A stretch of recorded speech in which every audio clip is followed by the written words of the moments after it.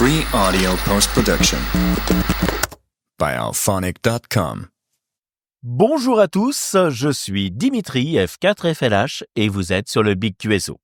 Aujourd'hui, j'ai l'immense honneur de recevoir Bastien, Foxtrot 4 Echo Yankee Québec, avec qui on va parler de son projet CRX, un programme informatique qu'il travaille depuis plus de 20 ans pour la communauté radio-amateur et bien sûr les amateurs radio. Alors, c'est parti pour le Big QSO.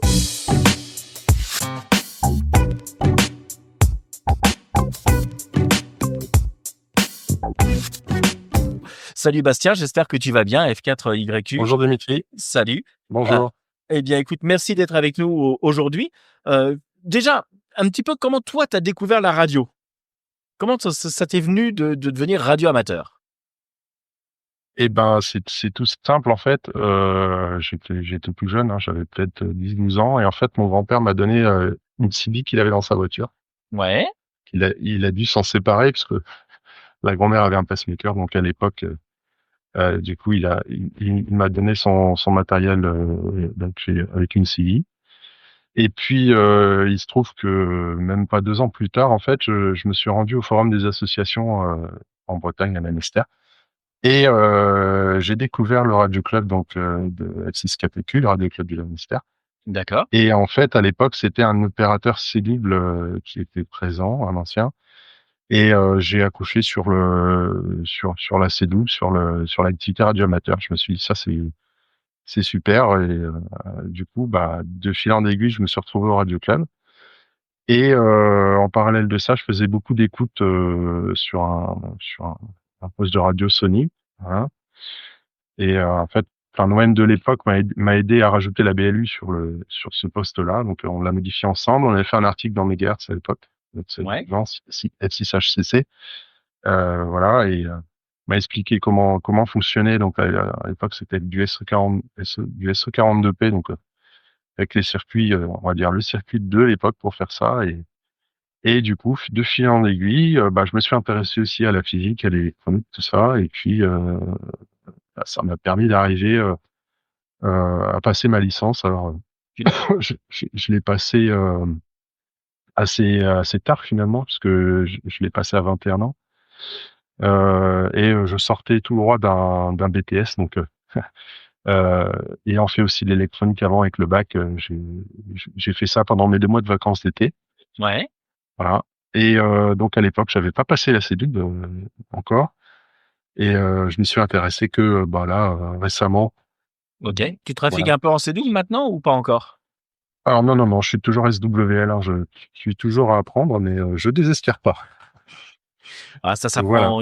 Il paraît que quand on se met dedans, au bout d'un moment, il y a le déclic et on finit par déclencher un bon apprentissage et puis une bonne connaissance de la C-double. Moi, j'avoue, j'ai beau essayer, j'ai beaucoup de mal. Mmh. Et donc en fréquentant le radio club du Lanester, puis d'autres radio clubs ensuite, venant du monde de la CIVI, il y avait une chose qui m'avait un peu choqué, mais bon, j'étais jeune, c'était ouais, on peut parler de sectarisme, heu, enfin, du fait que certains OM soient un peu fermés sur ça. Et du coup, je me suis dit: «Tiens, ça va sûrement pour plus tard», j'ai gardé ça dans un coin de ma tête. Et c'est aussi, après pour ça que j'ai démarré donc le projet, dont on va parler, heu, avec la philosophie que j'avais au départ, c'était de proposer en fait aux gens, de la CIDI, les mêmes outils que ceux qui étaient disponibles pour les radioamateurs. Parce que, je découvrais au fur et à mesure plein de nouveaux outils, et je me rendais compte en fait que, pour la CIDI, on n'avait pas tous ces outils. Voilà. Non, oui, c'est vrai que c'est un peu plus limité, il y a un peu moins de développement dessus. Tu t'en fais encore du 27 ou t'as arrêté complètement? Oh, c'est très rare. Par contre, j'aime bien faire de l'écoute. C'est pareil pour les bandes radio amateurs. Je trafique rarement, mais j'aime bien écouter. Et du coup, voilà, j'ai gardé moi un indicatif aussi, 15 mètres et un Ouais. CD. Et ma foi, bon, de temps en temps, j'aime bien écouter ou contacter les copains, mais j'ai toujours cru, et je crois toujours au fait que ce soit une très bonne passerelle pour devenir radioamateur, parce que moi-même, je suis devenu radioamateur et grâce à une CD quand même au départ. Ouais, je te rassure, moi Euh, aussi, hein. Comme Voilà. beaucoup de radioamateurs Oui. actuellement. Et ma foi, sur la partie technique, je me suis jamais trop soucié de cette partie-là, parce que c'est un truc qui m'intéressait. Et c'est plutôt venu naturellement. Et du coup, voilà, j'ai cherché un peu le parallèle entre les deux mondes. Et du coup, voilà, j'ai apprécié les personnes, que ce soit côté civil ou côté radio amateur. Et j'ai rencontré par la suite aussi des personnes qui étaient du coup pas du tout sectaires, et qui venaient plutôt aussi du monde de 11 mètres, un peu comme nous. Et voilà, donc ça c'est pour mon expérience par rapport aux différents radioclubs que j'ai fréquentés. Ouais.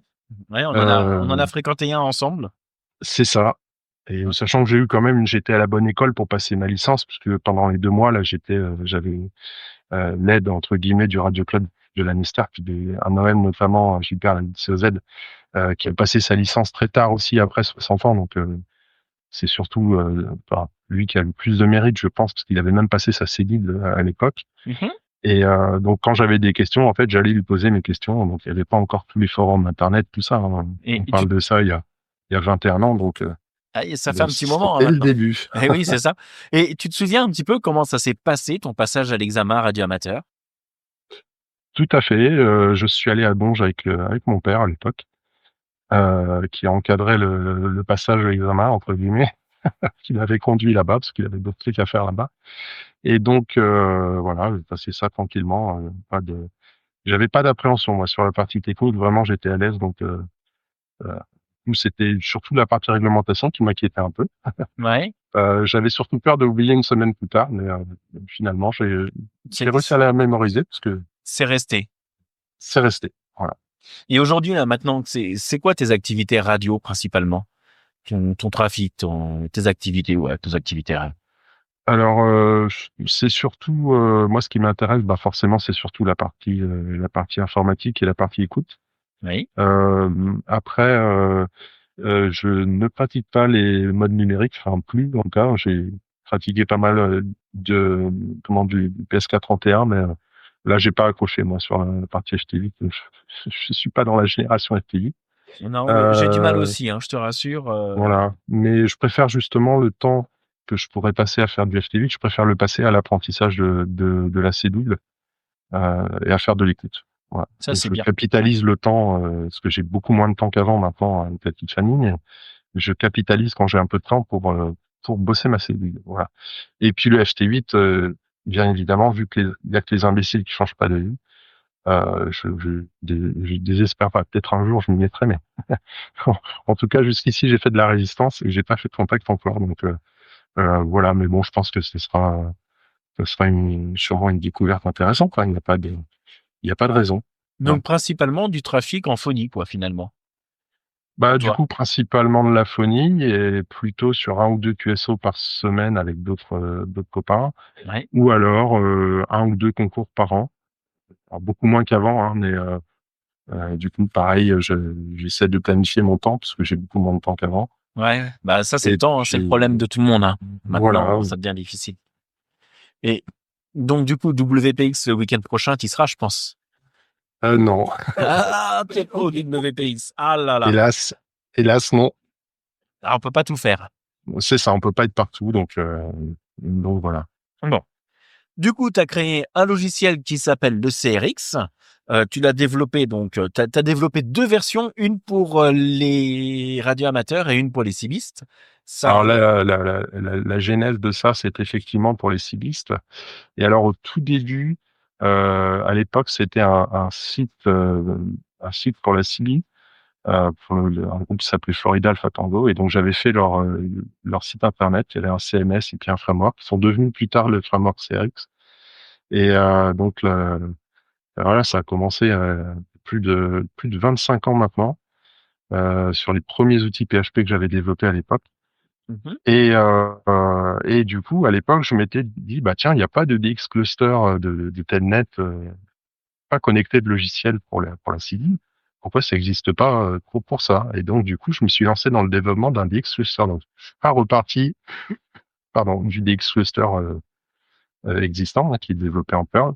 Oui. J'ai fait mon propre système en PHP et j'ai utilisé donc à l'époque un système de peer-to-peer, hein, comme le DXCluster actuel, avec les nœuds qui font partie du réseau DXCluster. Mais la spécificité à l'époque, c'était que j'utilisais un système de messages en XML, d'où le nom CRX, hein, parce que le X à la fin c'est XML. Et D'accord. donc cluster radio XML, donc cluster comme C, radio comme R et X comme XML. Donc c'est resté CRX. Et c'était à l'époque le premier DX cluster, donc, puisque on n'était que deux sur le marché, hein, celui qui est fait en Perl, qui existe historiquement pour les radioamateurs, et le mien, fait en PHP, et qui, sur le mien, proposait un système de chiffrement. Donc c'était pareil, un nouveau système à l'époque, puisque les systèmes de peer-to-peer n'étaient pas encore chiffrés. Donc, je suis arrivé avec ça, donc j'ai rajouté un chiffrement sur les peer-to-peer et un système qui s'est appelé CRX. Donc aujourd'hui, CRX fonctionne sur le réseau DXCluster officiel, hein, enfin, le système que j'ai développé n'est pas utilisé sur le réseau DXCluster, mais ça reste historique, hein.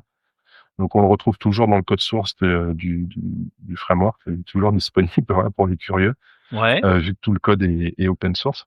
Et voilà, donc c'est resté comme ça. Et puis donc de là, j'ai greffé une interface web sur la partie DXTelnet. Et à l'interface web, c'est vu rajouter un logbook. Et en 2014, donc il y a eu la version radioamateur qui est sortie. Alors longtemps après le début, hein, finalement, parce que ça, le début, c'était 2008-2009. Et bon, à partir de 2010, on commençait à parler de cloud aussi pour les applications en général, disponibles sur Internet. Donc voilà. Et donc du coup, 2014, la version radioamateur qui arrive. Donc ça a pas mal, ça a Enfin, ça a pas mal changé les choses pour la version Cibi aussi qui était maintenue, puisque la plupart des composants qui sont présents sur CRX, je les ai rendus disponibles pour les deux plateformes, Ouais. puisque c'est le même code source que j'ai un peu modifié sur les plateformes, mais l'idée derrière est la même. Et donc à partir de c'est ça 2014. Et ensuite, ce qui s'est passé, c'est que c'est comme pour la version Cibi, il y a des radioamateurs qui m'ont aidé sur l'interface. Et puis, de là, j'ai développé d'autres outils, donc des outils notamment sur la prédiction HF, pour faire des prévisions de propagation, C'est ce que tu m'as montré ce matin là, une avec nouveauté ça. du machine learning. Ouais. Donc c'était les premiers usages de l'IA que j'ai fait il y a à peu près 3-4 ans de ça, hein, donc c'était avant l'arrivée de GPT, de tout ce qu'on utilise maintenant. C'était un peu le début. Et alors, ce qui était sympa, c'est qu'au Radio Club de Nantes, il y avait un OM aussi qui connaissait un petit peu le machine learning. Donc, j'ai eu pas mal d'échanges très intéressants sur le sujet. Ensuite, ensuite, du coup, j'ai implémenté ça forcément sur CRX. Et je me suis connecté à différentes plateformes, dont notamment NOAA, donc qui est la plateforme américaine là, qui permet, plateforme gouvernementale qui permet d'avoir des infos sur la propagation. Il y a également une plateforme suisse et une plateforme belge. Donc en fait, j'ai mixé les différentes données et j'ai mis ça dans une IA. Donc ça, c'est un projet sur lequel je travaille toujours, hein, sur la partie prédiction HF. Et c'est pareil, c'est super intéressant, mais c'est tout aussi chronophage. Donc Ça nous demandait un temps énorme, ouais, en effet. Mais comment donc ça voilà. t'est venu à l'idée de donner, de faire ça déjà? Bon, voilà, tu voulais rassembler un petit peu, mais ça demande du temps, ça demande un investissement. C'est un projet qui est sur du très long terme, hein, puisque là, on parle d'un projet qui a 20 ans. Moi, j'ai connu ça. J'ai regardé tout à l'heure mon log là. Les derniers QSO que j'avais enregistrés dedans, c'était 2020. Donc, ça existait déjà et c'était accessible comme ça déjà en 2020, gratuitement. C'est quand même un énorme projet que tu as là. C'est la philosophie open source. Donc c'est des projets qui se font sur le long terme. Et surtout, le code source est disponible. Donc, enfin, moi, quand j'ai commencé la plateforme, on n'avait pas les outils d'IA. Alors, ça doit faire à peu près un an que je les utilise, mais avant ça, je partageais déjà du code du coup sur le sujet. Et ouais, voilà, c'est la philosophie aussi de l'open source, c'est de pouvoir échanger du code, voilà. Et puis le côté gratuit de la chose, c'est tout simplement parce que vu que ça me passionne, c'est normal que je mette ça à disposition du personnes qui pratiquent la radio. Donc moi, je me suis pas vraiment posé la question sur cette partie-là. Ça s'est venu assez naturellement puisque je travaille dans le domaine. Donc, alors je dois préciser que je travaille pas dans le développement. Hein, je travaille dans tout ce qui est infrastructure et cloud justement. Mais c'est plutôt un loisir pour moi du coup de développer CRX et de pouvoir passer un peu de temps quand je peux. Voilà. Ouais. Et, Parce faut bien dire un truc, c'est que CRX Cluster, euh, c'est un programme qui est disponible pour toute machine puisque ça marche depuis un navigateur. Donc, faut obligatoirement avoir Internet, c'est ça? alors c'est ça. Alors depuis très récemment, c'est-à-dire depuis cette année, on peut s'affranchir d'Internet pendant un bref moment si par exemple les serveurs venaient à passer offline pour une raison X ou Y. J'ai développé un système qui permet effectivement de se retrouver en mode offline. Oui. Alors, qui n'est pas disponible sur CRX directement, qui est disponible sur AMPI. Donc AMPI, c'est connecté à CRX par le biais d'un système d'API. Donc ça permet juste de connecter les deux logiciels ensemble. Et D'accord. effectivement, la partie AMPI sur le Raspberry est capable de fonctionner offline. Donc la philosophie de CRX, effectivement, au départ, c'est de ne rien installer sur l'ordinateur. Pourquoi? Parce que ici, j'avais aussi des PC sous Linux, sous Windows, de l'iPad ou des choses comme ça. Et j'avais pas envie d'aller installer des choses, de payer pour être présent sur un store, que ce soit Apple ou autre. Et donc du coup, je me suis dit, mais en fait, c'est tout. Il suffit simplement de rendre ça accessible depuis le navigateur web. Les outils sont exactement les mêmes. Et finalement, la seule chose sur CRX qui n'est pas présent dans le navigateur, bah, c'est le pilotage du transceiver. Voilà. Donc effectivement, cette partie-là est déportée sur un petit logiciel qui permet de faire le contrôle du transceiver depuis CRX. Mais c'est la seule chose qu'il faut installer, effectivement. Voilà.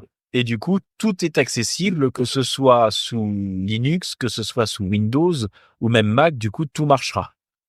Voilà, tout marchera. Et alors, le logiciel de pilotage du transceiver, pareil.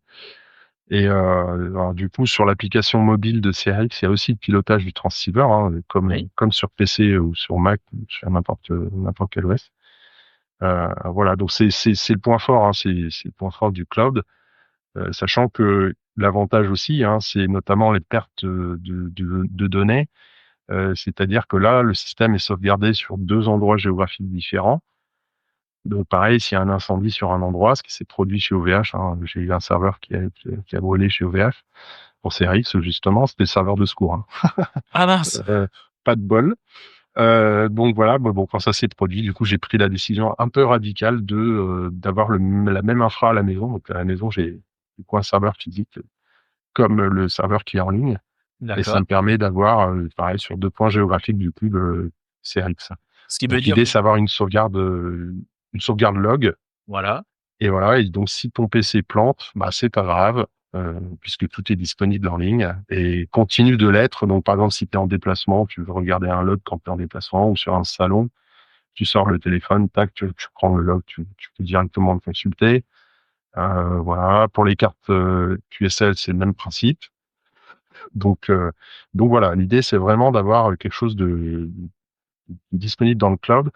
Et alors, quelque chose qui devrait arriver, je pense, d'ici la fin de l'année, c'est aussi un système de sauvegarde par mail, où j'enverrai, en fait, en gros, un mail par mois automatiquement aux utilisateurs avec leur login. Voilà.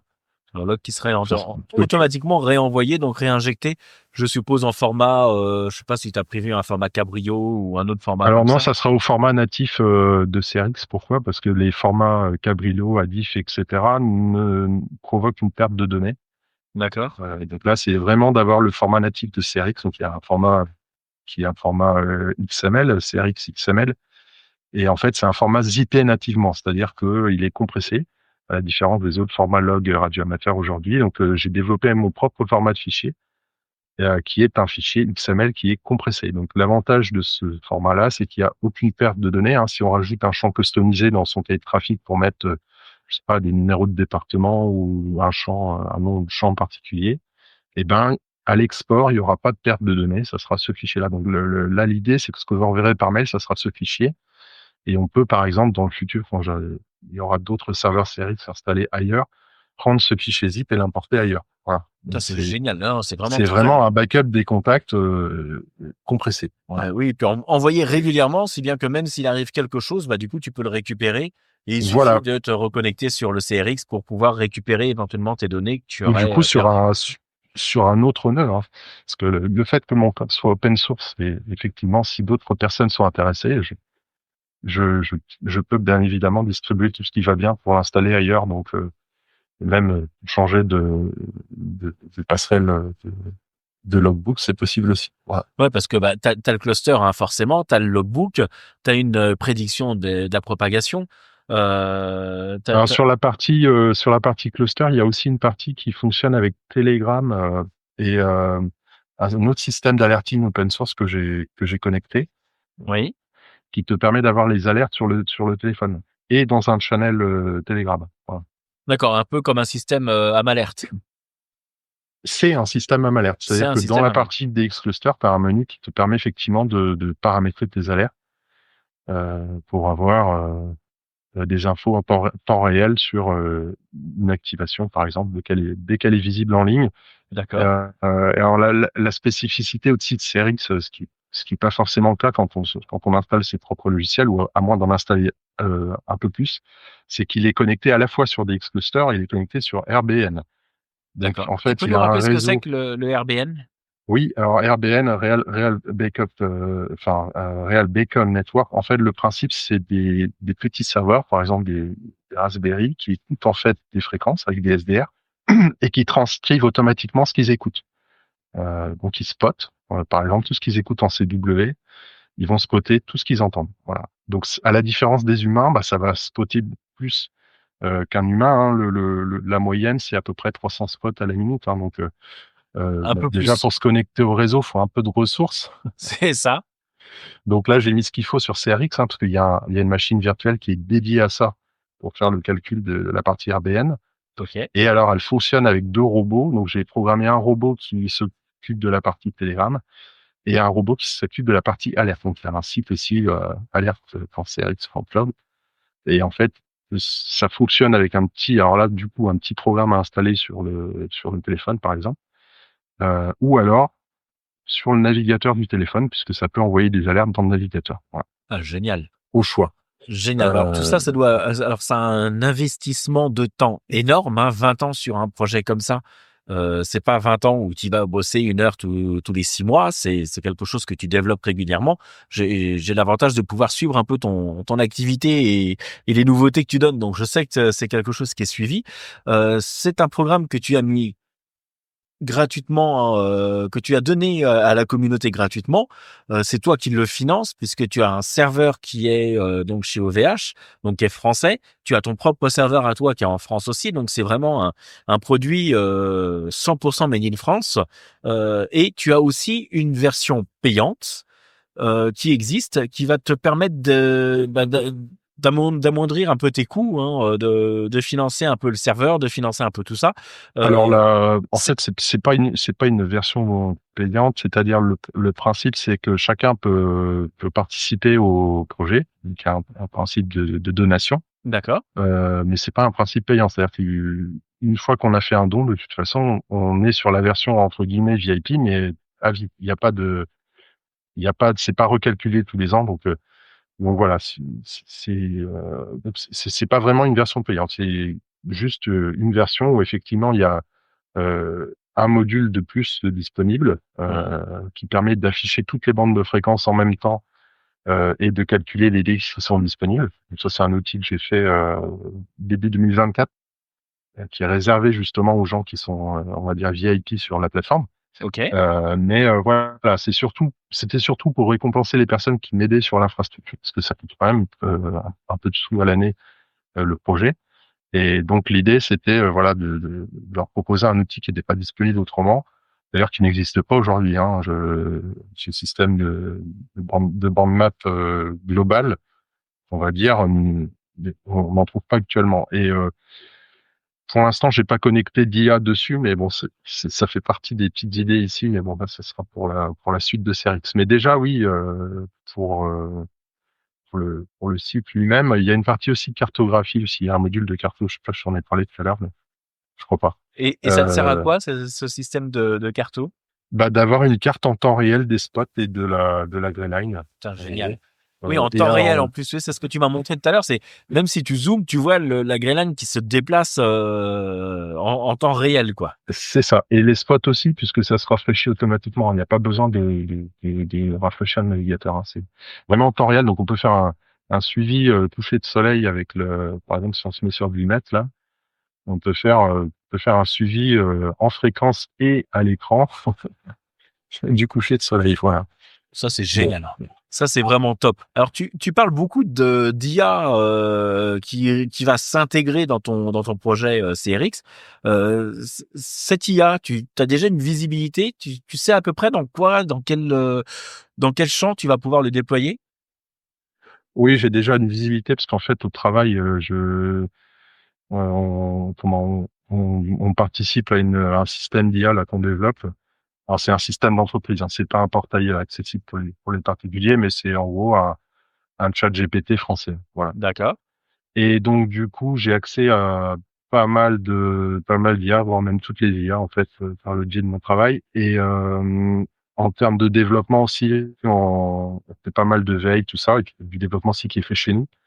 Donc voilà, ça me donne aussi des idées pour CRX pour le futur. Donc je pense que je partirai sur ce qui a été fait par il y a Radioamateur Suisse qui a fait ça. En fait, il a installé sur ce serveur chez lui, en fait, il a installé un système de calcul du GPI et il fait en fait une IA qui sert à filtrer du son, Oui. mais par le cloud. C'est-à-dire qu'on n'a pas besoin d'installer une carte Nvidia chez soi à la maison. On se connecte sur son serveur et on peut filtrer par exemple un audio avec de la C-double ou de la SSB et en fait l'IA va aller chercher automatiquement le signal dedans. Et donc là pour CRX en fait ça serait la même idée, ça serait de brancher une IA dessus et d'avoir ce que je fais aujourd'hui avec le machine learning sur une prévision de propagation, de faire le même système pour avoir un assistant en fait radioamateur qui soit en fait un agent d'IA connecté sur CRX. Voilà, donc ça, c'est pareil, ça, je pense, ça arrivera dans un futur assez proche. Ce qui me freine surtout pour l'instant, c'est de trouver les ressources, parce que j'essaye quand même de rester indépendant, c'est-à-dire que je sépare la partie boulot de la partie perso. Ouais, C'est pour ça c'est que je suis normal. chez OVH. J'ai pas choisi le sponsoring de mon boulot. Pourtant, je pourrais héberger CRX, on va dire, totalement gratuitement avec le travail, mais j'ai préféré laisser ça chez OVH parce que je pense que c'est important aussi que les gens voient aussi combien ça coûte aussi comme de mettre ce type de plateforme en ligne. Ouais. Et d'ailleurs, Et en parlant de coût, est-ce que tu as déjà calculé à peu près sur un an à combien te revenait ce projet-là? oui, c'est de l'ordre de 1 500 € par an, Donc, la 1 plateforme. 500 €, quoi, c'est à peu près 1 500 € que tu payes donc pour ton programme, ton projet, C'est ça. Ce qui qui est permet d'avoir un projet visible sur internet et donc une plateforme de cloud, sachant que dans ces 1 500 €, je ne compte pas le serveur que j'héberge à la maison, ouais, et en qui est le plus, réplica du serveur OVH. Mais bon, on va dire que cette partie-là, c'est ma partie, donc voilà, je la compte pas. Mais voilà, après, c'est pour ça, j'ai apprécié quand même d'ouvrir la plateforme aux dons parce que je l'avais pas fait auparavant et en fait il y a des OM qui m'ont dit non mais par contre ça c'était quand même bien que tu fasses ça parce que c'est effectivement un coût et ça me permet moi aussi de du coup plus me concentrer sur tout ce qui est développement de la plateforme, administration de la plateforme et je suis pas à réfléchir à est-ce que je vais pouvoir financer ou pas la plateforme. d'accord, ouais, bah oui, Donc ça revient quand même à une. donc c'est bien d'avoir un coup de pouce. C'est vrai que c'est au final une bonne idée. J'étais réticent au départ même à ça et on m'avait proposé aussi de mettre de la publicité. J'avais contacté Google contactait beaucoup de gens à l'époque et donc c'était pour mettre de la pub. Et, chose que j'ai toujours refusée. Ouais, c'est vrai que là, moi, je m'y Donc connecte, voilà. il y a aucune publicité, il y a rien du tout, hein. C'est vraiment juste l'application qui se met sur le navigateur et qui te permet d'utiliser directement et gratuitement en plus. Donc tout ça, ça a un coût que tu finances pour la communauté. T'en as déjà parlé un petit peu aux institutions nationales. Ils connaissent ton projet ou pas? Pas vraiment. Comme Non, non, le je pense REF, pas. l'URC ou autre. Non, jamais? Alors oui, alors le ref, oui, hein, puisque j'avais pu publier un article dans Radio Ref. Il y a déjà eu un article dans Radio Ref. D'accord. D'ailleurs, faudrait que les recontacte pour faire une mise à jour, hein, puisque l'article doit peut-être avoir 5 ans peut-être, 5-6 ans. Ouais, ça C'est fait un peut-être certain bien, temps ouais. déjà. Ouais, ouais, en plus, ils sont pas mal orientés informatique et surtout grosse nouveauté et le projet est quand même vachement sympa. Euh, je voudrais revenir juste un petit peu parce que je voudrais voir un petit peu avec toi l'IA et comment toi tu vois parce que tu l'utilises régulièrement sur la commune, enfin sur des questions radio amateurs. Ça, j'aimerais bien qu'on revienne dessus, mais je voudrais revenir juste un petit peu sur le CRX. CRX, ça correspond quand même à une belle population qui est enregistrée dessus, puisque d'après ce que j'ai cru comprendre, c'est environ 4000 personnes, tous secteurs confondus, hein, des adeptes du 27 et les radioamateurs, c'est quand même 4000 utilisateurs. C'est ça? Oui, c'est ça. Donc, alors depuis le début de la plateforme, hein, donc en actif, en actif, on parle de 200-250 personnes en Qui se tout, hein. connectent régulièrement. Et voilà, c'est ça. Mais oui, qui dispose d'un compte, il y a effectivement 4000 personnes. D'accord, OK. Et pour en revenir un petit peu sur l'intelligence artificielle, donc là, on en parle d'une intelligence artificielle qui est intégrée à ton CRX, mais je sais que tu avais fait d'autres petites recherches, puisqu'on en avait déjà parlé un petit peu sur de la fabrication, de l'installation d'antennes. Je me souviens, je crois que c'était une G5 RV que tu essayais d'installer un petit peu et que tu avais demandé un petit peu à l'IA son avis dessus. Oui, c'est Euh, ça. Donc c'était un Infeed. oui, c'est ça, En ouais. fait, il était installé, mais je cherchais à l'améliorer. Donc voilà, regarder un peu ce qui se fait sur internet. Et alors effectivement, en combinant quelques agents d'IA, on peut arriver à faire des choses sympathiques, pour par exemple, optimiser une antenne ou des choses comme ça. Mais en fin de compte, ça fait vraiment tout ce que l'humain fait, c'est-à-dire, d'abord faire une recherche sur internet et puis ensuite synthétiser les informations à plusieurs sources de données différentes. Donc, aujourd'hui vraiment, je pense que ça ne remplace pas l'humain, ça remplacera pas l'humain. Non, Et jamais. Mais ça fait voilà. gagner du temps. Mais ça fait gagner du temps. Ça fait gagner du temps. C'est appréciable. Ouais, ouais, c'est Après, je ça. vois sur le développement, je préfère quand même garder la main sur ce que ça fait. Donc ça fait à peu près 1 an que j'utilise ça un peu plus qu'au début, peut-être il y a 2-3 ans au tout début. Et bon, maintenant on a nos outils aussi avec le travail. Donc heu, pour beaucoup utiliser le système, je dois dire il faut quand même garder vraiment la main sur ce que ça fait. Et moi, sur la partie technique, c'est hors de question que je perde la main par rapport à ces outils-là. C'est-à-dire que je je je je n'accepte pas de me retrouver avec un truc qui me sort un algorithme ou un truc que j'ai pas eu le temps de regarder, de lire, voilà. Si j'ai pas, enfin, je je suis plutôt contre tout ce qui est no code, Oui. mais après, on peut faire du no code entre guillemets «intelligent», c'est-à-dire, moi je suis parti par exemple là, j'avais fait un module de cartographie sur PC pour CRX justement, et ce module de cartographie, il fallait le porter pour la version mobile. Donc j'avais 2 choix, soit je passais à peu près, bon allez, entre 7 et 10 jours à porter le code sur la version mobile, soit, j'utilisais un assistant pour faire ça. Donc je suis parti sur ça. Et en gros, donc oui, j'ai commencé hier, j'ai fini aujourd'hui à 16 heures. Donc effectivement, ça m'a fait gagner peut-être, Une bonne semaine. ça m'a divisé mon temps par 8 à peu près. Ouais, c'est ça, mais C'est c'est ça. énorme. C'est énorme et Mais j'ai quand même la main sur ce qui est fait et j'ai quand même ajusté des choses. Donc là, je perds pas complètement la main sur ce qui est fait, donc ça me va. Par contre, ce qui me va pas, c'est si par exemple je passe sur un langage que je ne connais pas, par exemple si je veux faire un module en Rust par exemple, ouais, un truc avancé un peu sur Linux, je peux le faire avec l'IA, mais vu que c'est pas un langage que j'ai appris à la base, ben là je perds la main et là du coup ça me plaît pas. Donc j'essaye d'apprendre aussi. ouais, tu es obligé de C'est faire pareil pour le confiance à Python, l'IA pour développer ce genre voilà. de produit et du coup, tu vas pas vraiment savoir ce qu'il va avoir fait dans le fond, quoi, c'est ça? Voilà. C'est pour ça que je garde les mêmes langages depuis le début du projet, parce que je suis parti vraiment sur PHP. Alors il y a eu des critiques aussi sur ça, parce que bon, PHP c'est quand même assez, c'est quand même assez ancien maintenant. Il y a d'autres langages, et c'est pour ça que sur CRX, j'ai proposé un système aussi que je maintiens à côté, qui fait que du Node.js. Donc c'est un autre autre langage, plutôt JavaScript du coup, mais côté serveur. Ok. Voilà, donc il y a une partie sur CRX, ça permet de faire du streaming. En gros, c'est pour diffuser une station radio sur Internet avec un système de streaming. Donc, pareil, c'est un autre langage de programmation. Je n'ai pas utilisé l'IA pour faire ça à l'époque et je le maintiens toujours. Donc là, ça va être intéressant avec l'IA d'avoir une nouvelle approche sur le code, comme j'ai eu sur l'antenne, là, de dire, voilà, tu me fais une analyse sur ce programme, je veux savoir ce que ça fait, quels sont les problèmes de sécurité dessus, par exemple. Et de là, effectivement, l'IA est capable de faire les analyses, d'aller chercher sur Internet, parce que j'active des modules pour aller chercher sur Internet si j'ai besoin, d'aller lire de la documentation parce que j'ai branché un serveur à la maison avec de la documentation sur l'IA.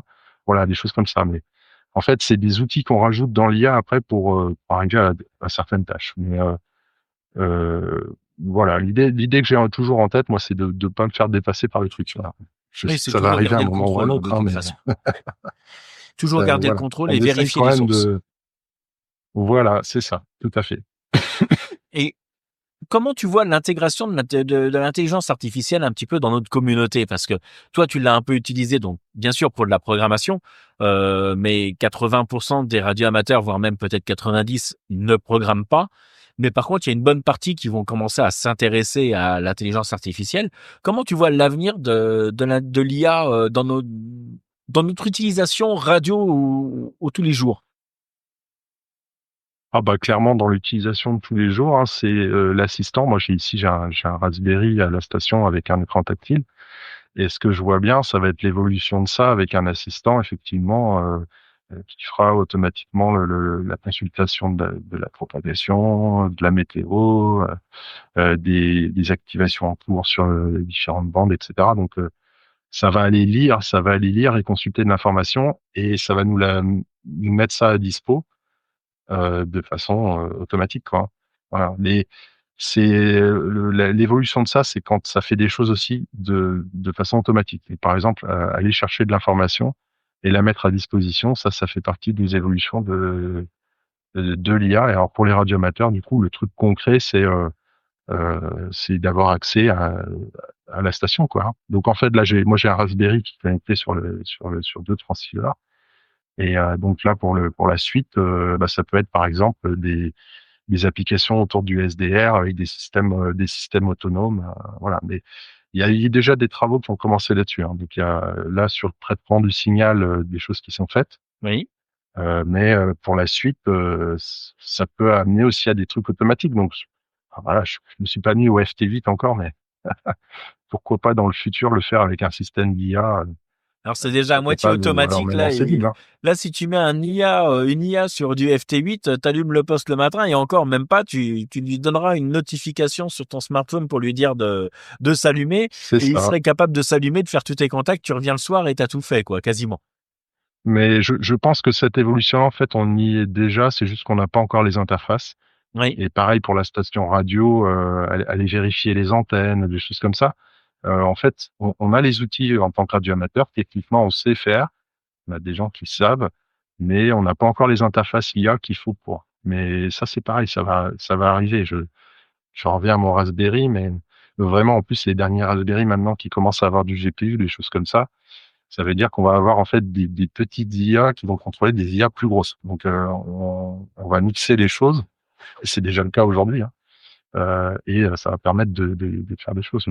Moi, je le vois dans le monde de radio amateur, par exemple, pour analyser, ne serait-ce qu'analyser un log, oui. euh, ce qu'on aurait pu faire dans le passé, on aurait pu s'embêter à développer un outil. Alors, j'en ai développé un des outils pour faire de l'analyse. Il y en a d'ailleurs sur CRX, hein, parce que dans le logbook, il y a une partie statistique, Oui. notamment sur les concours, tout ça.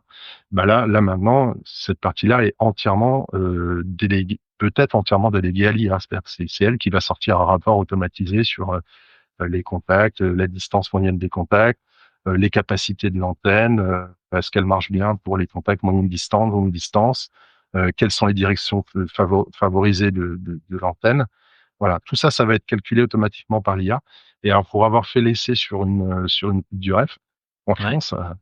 c'est très surprenant le résultat. On arrive à des trucs, c'est assez bluffant. Voilà. Hop. Donc, en fait, l'idée, c'est de déléguer les logiciels et de les remplacer par de l'IA. Voilà. Donc, Ce qu'on aurait fait avant pour faire du calcul, maintenant, il y a plus besoin, on le file à une IA et c'est elle qui se débrouille pour faire les calculs. Voilà. Ouais, c'est En exactement gros. ça, hein. Moi, j'ai utilisé j'avais utilisé ChatGPT, pour pas le citer, hein, bien sûr, sur un résultat de concours c'était le CQWPX, je crois. Ouais, je réfléchis, mais c'était celui-là, l'année dernière, où je lui ai redonné le log. Je lui ai demandé de l'analyser et de me donner les points forts, les points faibles, de m'analyser vraiment de logiciel, enfin le log. Et il m'a fait un travail, mais moi, le travail qu'il m'a fait, c'est non seulement c'était correct, c'était effectivement dans la même orientation que moi j'aurais analysé le truc à la main. Au bout d'un moment, je me serais dit bah tiens oui effectivement il y a ça qui aurait pu être optimisé après. Et il a fait un travail énorme. Donc il y a des nouvelles versions Mmh. qui existent, il y a de nouvelles choses qui existent encore plus performantes. C'est limite si j'ai pas envie moi de prendre le log de l'année dernière, de le remettre et lui demander comment je devrais gérer et les objectifs que je devrais me fixer pour Exactement. Mmh. ce nouveau log, ouais, bien sûr. Ce Et nouveau alors log. l'intérêt, alors moi je le fais au travail parce qu'on travaille aussi sur des sujets de sécurité, tout ça. Et l'intérêt aussi, c'est de pouvoir, quand on fait faire le travail par une IA, utiliser une autre IA. Donc pour arriver vraiment à des résultats à plus de 90 on va dire de résultats positifs, avoir vraiment quelque chose de costaud, on le fait faire par une IA et on le donne à une autre IA pour vérifier. Et comme ça, on arrive à quelque chose d'encore plus contrôlé et sérieux. Voilà.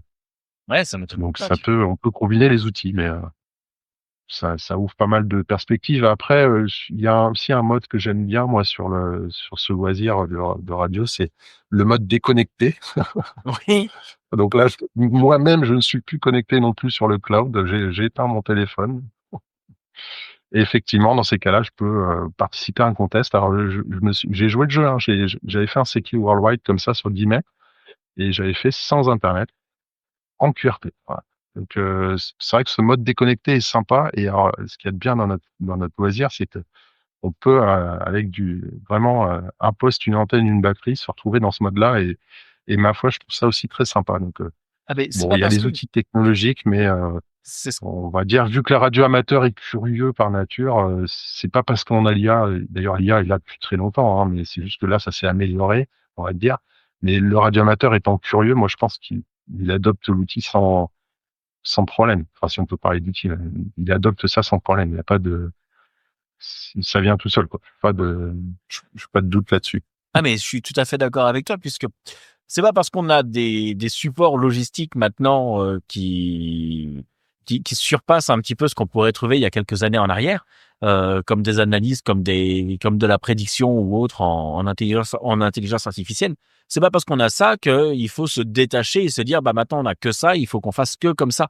Il faut aussi garder C'est ça. l'attrait de pouvoir se remettre Mais derrière l'émetteur et tourner le vernis. ça n'empêche pas de garder, ouais, ça n'empêche pas de garder une certaine curiosité. Moi, j'ai vu récemment, là, un radio amateur, je pense que c'est un radio amateur allemand, bon, qui est physicien aussi, hein, qui a fait un article, et une revue allemande, ça s'appelle, je crois, que c'est Bubus. Et il a réfléchi, en fait, à un mode de transmission radio amateur quantique. Ouais. Donc là, on arrive sur des réflexions sympathiques avec le quantique. Et franchement, créer un mode radio amateur de transmission quantique, moi, je trouve ça génial. Donc là, on parle plus d'IA, on parle de quantique, mais il y a voilà, il y a des gens aussi qui ont pensé à ça. Et alors du coup, ce qui est super, c'est que si d'autres radio amateurs s'intéressent à ça, ça veut aussi dire que dans le futur, on aurait aussi ce mode de transmission. C'est pas un mode sous Manon, Oui, mais bien sûr. voilà. Donc il y a des sujets très intéressants qui tournent autour de notre loisir et je pense que c'est ça qui fait la magie du radioamateurisme, c'est que c'est ultra complet d'un point de vue technique. Voilà. C'est non seulement c'est ultra complet et en plus ça ne se démode pas. C'est pas parce qu'on a un vieil émetteur, un vieux truc qui traîne dans un coin ou autre qui sera complètement obsolète. Maintenant, on sera capable de le rebrancher, de le réutiliser. Et j'ai autant de plaisir. Puis alors c'est pas très très vieux, hein, mais j'ai un 920 à la maison qui est déconnecté de tout. Hein, il a même pas de log. Hein, j'ai un carnet de trafic manuel que j'utilise à l'ancienne encore avec. Hein, et j'ai le plaisir de l'utiliser. J'ai le plaisir de retrouver des copains dessus, de pouvoir le rallumer et de me dire bah tiens aujourd'hui c'est pas spécialement d'informatique, c'est juste le plaisir de me retrouver uniquement avec la radio comme on faisait il y a C'est 15-20 ans ça. en arrière. Et après, rien n'empêche. Bon, bah là, je parle un peu plus dans le futur, mais j'ai fait des essais, par exemple, de log papier radioamateur, et une photo, ça part dans l'IA et ça ressort très bien avec une API sur CRX. Il y a pas de, on peut encore loguer sur le papier avec un smartphone qui prend la photo du log papier. Hein. Et ça Ouais, marche très très bien sur à peu près beaucoup d'IA actuellement, ce système de transcription là. ça c'est parce que Et t'as pas vu encore mon du écriture, coup, c'est pour c'est un ça. peu rigolo. Voilà. Bah, écoute, je te Non, remercie non. de nous avoir accordé ce temps. Si tu avais quelques petits conseils à donner, puisque ça c'est une question que je pose régulièrement aux gens qui passent sur le Big QSO, si tu avais quelques conseils à donner aux nouveaux radioamateurs ou à ceux qui souhaiteraient passer l'examen, ça serait quoi? Eh ben, ça serait d'apprendre la C double et le plus tôt possible. Voilà, surtout de ne pas faire comme moi, Ou moi, d'ailleurs. c'est-à-dire de m'y mettre à plus de 40 spires au PA. C'est pas une bonne idée. C'est bien de démarrer tôt. Et comme ça vient naturellement beaucoup plus facilement. Et puis c'est un mode sur lequel il faut vraiment se battre, que ça reste vraiment le mode des radioamateurs. Donc voilà, et puis sinon, bah, tester des choses, construisez des kits, utilisez vos fers à souder le plus possible. Voilà, moi j'aime bien aussi les constructions de kits et les antennes. Voilà, ça c'est un sujet que j'apprécie vraiment, c'est de construire des antennes. On apprend beaucoup, notamment en physique, c'est très intéressant. Et puis après, bah voilà, c'est échanger aussi avec des gens, fréquenter les radioclubs, faire vivre les associations le plus possible. C'est important ça. Euh, et puis voilà.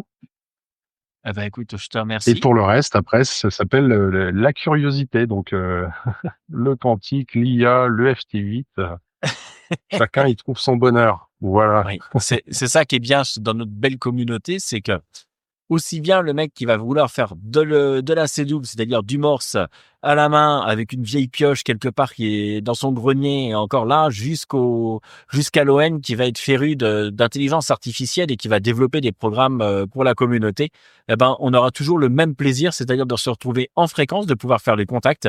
Et c'est pas parce qu'il y en a un qui fera quasiment que de la C-double et l'autre que du FT8 ou que des modes assistés que, ils ne prendront pas de plaisir là-dedans. Et surtout pas à Tout à discuter fait. ensemble. C'est ça. Exactement. Eh ben, je te remercie, Bastien. Ben, on mettra Eh ben, moi dans les aussi. commentaires le lien pour que les gens puissent découvrir le CRX. Et puis, je te souhaite une très, très bonne journée. Super. Merci à toi. Toi aussi. 73 à Bonne soirée. tous.